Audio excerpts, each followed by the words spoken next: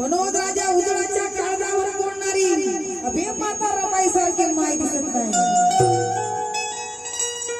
म्हणून आदरणीय मनोज राजा गोसावी यांची रमाई सारखी बोलतो मिलता ना जिंदगी मिलता ना जिंदगी तेरा साथ मारा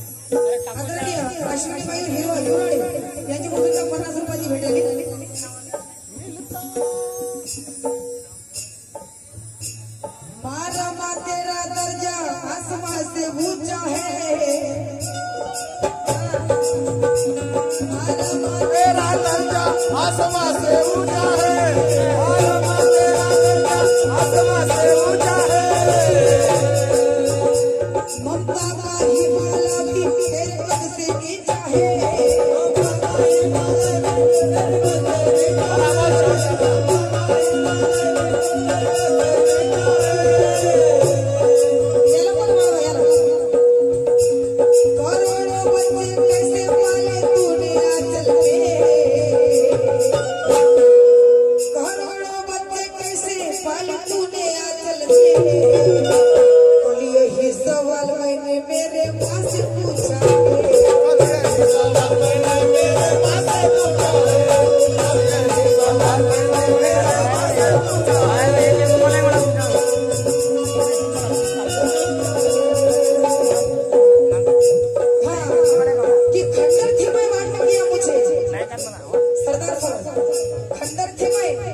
वादा किया मुझे मैं चल रही सकती थी, खड़ा किया मुझे मनोज राजा, आत्मा भी छुट्टी सलामी देती है, हमारा रमन ही इतना बड़ा किया मुझे।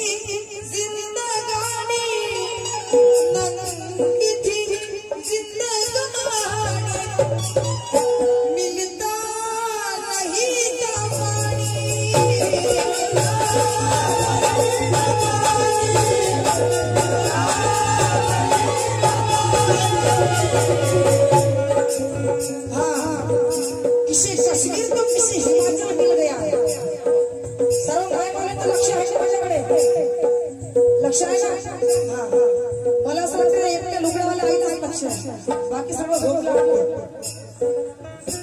अरे आहे ना लक्ष माझ्या गीतावर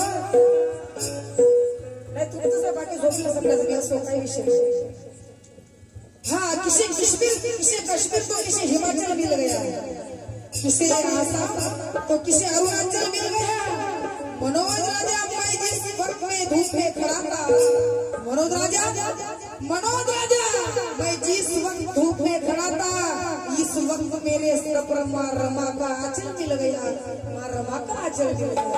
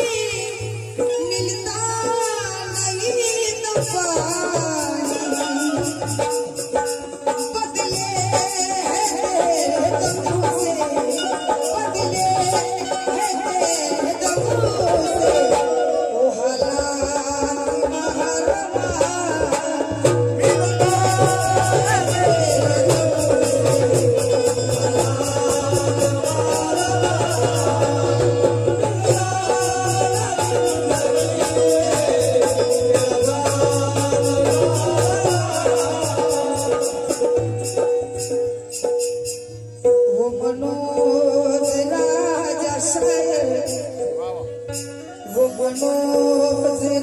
राजा शायर लिखता रहेगा जब तक राजा शायर लिखता रहेगा जब तक